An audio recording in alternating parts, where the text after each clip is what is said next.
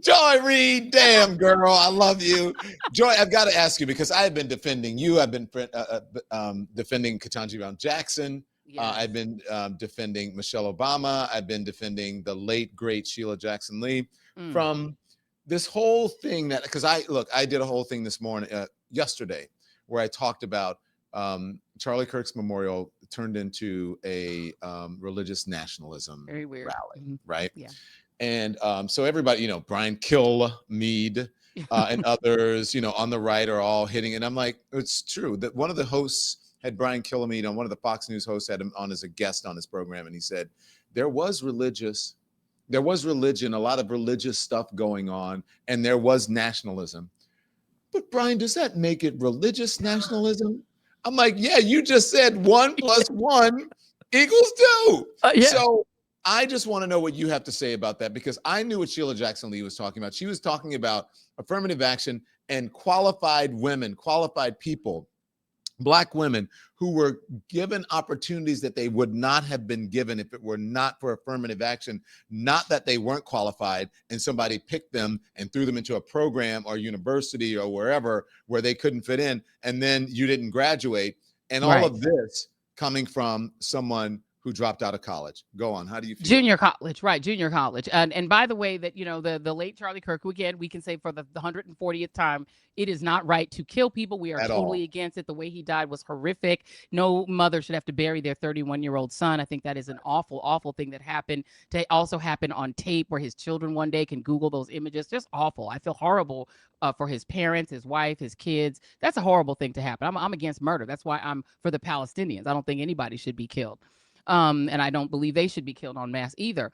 But the reality is that comment that he made about me, Sheila Jackson Lee, Ketanji Brown Jackson, and Michelle Obama, the reason that that comment resonates so much with white conservatives is it confirms for them the belief in their minds that the only reason that the four of us were able to get into Ivy League schools is the color of our skin, that the colleges looked at nothing other than our race, that they saw we checked off Black and female and let us in because that is the way that they were going to do their quota to get enough Blacks in, which is illogical for a few reasons. Reason number one, there are about 1,200 slots, let's say, in the Ivy League sort of freshman classes, and probably like 10,000 people applying. A lot of those people are Black. How did they actually get down to the ones that they picked? If they were just going on race, and let's say there were 1,200 spots and 5,000 Black people applied, did they pick us at random? Did they just grab any one of us? So they had to have thought of something else. So that's number one. It can't just be race, right? They had to have at least vetted us a little more than that. Number two, to even be willing and have the balls to apply to Harvard, you probably have to have a certain GPA. Mine happened to be 4.2 on a 4.0 scale. So that meant that I had the balls to apply in the first place because I was super performing at my high school. So it can't just be Black. Okay, let's say, okay, well, yes, so what? There were this many people that had a 4.2 that were also Black, and y'all only got in. What about the white people who had a 4.2? Okay, let's say it was just that. We also had to submit our SAT scores, right? We had to submit our SAT scores. I scored in the 96th percentile on the SATs, meaning that I did better on the SATs than 96% of the people who took the SATs the same year, including the white people. So that means that I did better on the SATs than 96% of the white people who took the SATs the same year I did. So it can't just be grades, rank in your class, race, and the SATs. They had to find some other way to get through that 5,000 or some more Blacks and get down to me, right? Because then here's the next piece of this. I didn't just get into Harvard. And let's say I got into Harvard just because I was Black. Okay, let's go ahead and give them that. How did I get into Yale? Okay. Harvard and Yale, I fooled them, my Black self. I fooled them with the Blackness. I was Black, and they said, just come on in, Harvard and Yale. How did I get into Brown? How did I get into University of Denver? How did I get into Vassar? I got into all the schools I applied to, all of them, except for Stanford, who put me on the wait list.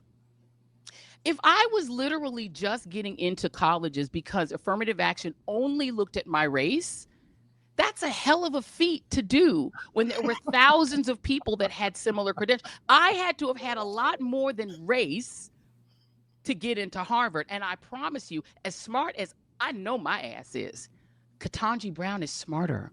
Smartest person I've ever met in my life. If you smart, I'm smart. That lady is smart on a level I've never seen before. And her 3 roommates were even smarter. These girls were so smart that we were shocked that we'd ever met anybody that intelligent.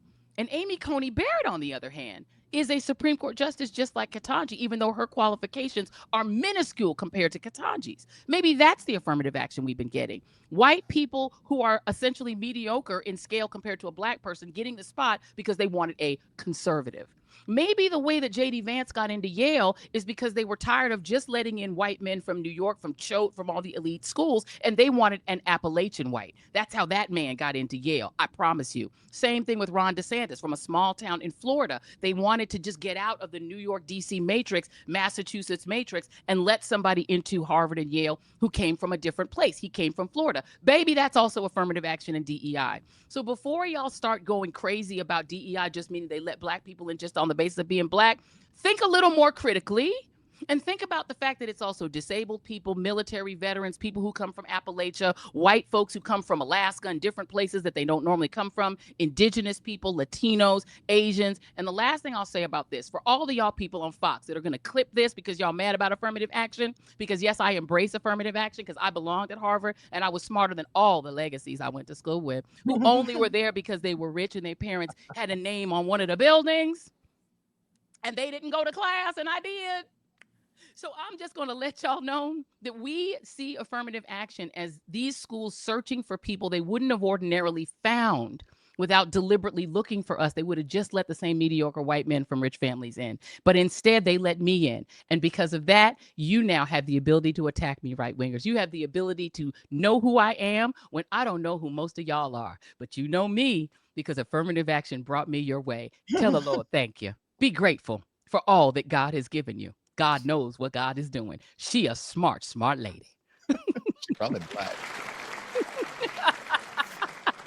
And she definitely black. Joy Reid, thank you. Now that was a read and a mic drop. Thanks everyone for watching. Your support means the world to us. So make sure you hit the like button and you subscribe to our channel to make sure that you never ever miss a video. We're live every day, 10 a.m. Eastern time. We drop even more content at 2 p.m. Eastern and 5 p.m. Eastern. And if you want more Don Lemon Show content, we'd love for you to become a member of the Lemon community, where you will receive access to special community posts. You'll get exclusive content and members-only live shows. So head over to our channel page or click the join button on this video. Again, thank you for watching. We appreciate your love and your support, and we will see you next time.